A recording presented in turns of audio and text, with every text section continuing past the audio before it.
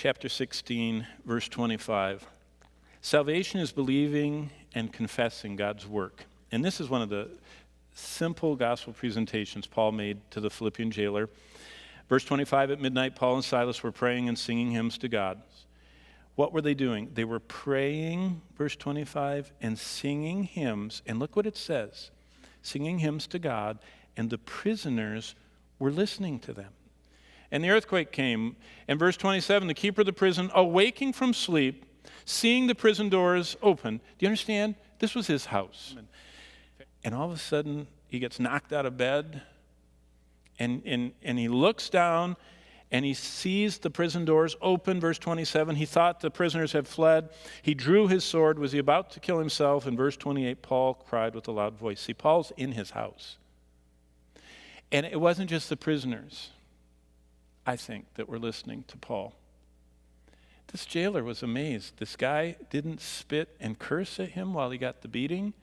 And the jailer, I'm sure, is the one that oversaw Paul getting put in the stocks where they distend your body and your feet. And Roman stocks, they had this abdominal thing kind of like that kept you from, it made your feet extended and your arms extended. It's kind of being in an unnatural horseshoe-shaped position, which was as your body began to heal or coagulate and scabs were formed. Then when you stood up, it just broke open all the beating again. It was kind of like a little additional suffering.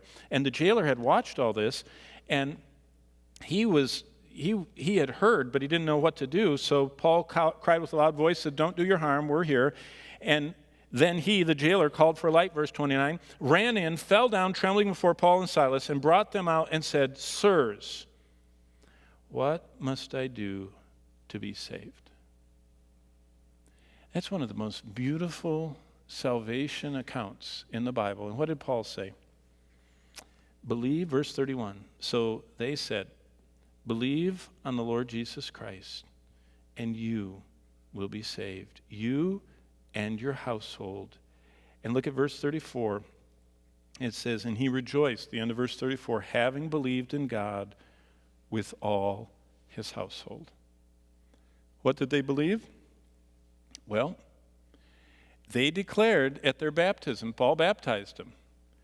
They believed that Christ gave them a heart that's new. That jailer said, Christ gave me a new heart.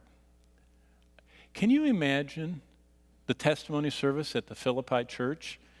They say, anybody have a testimony? And this big Roman, sword-toting magistrate gets up, this jailer. He said, I was laying in bed. I had these crazies in my basement. They were singing.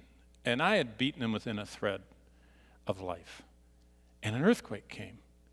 And I was going to commit suicide. And I ran in and saw them, and I slid at their feet, and I said, how can I be saved?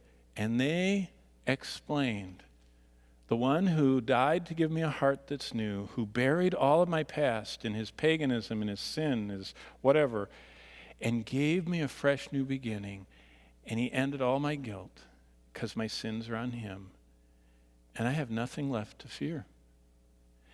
Can you imagine the jolt that went through that congregation as they saw the miracle of salvation, a pagan who came to Christ?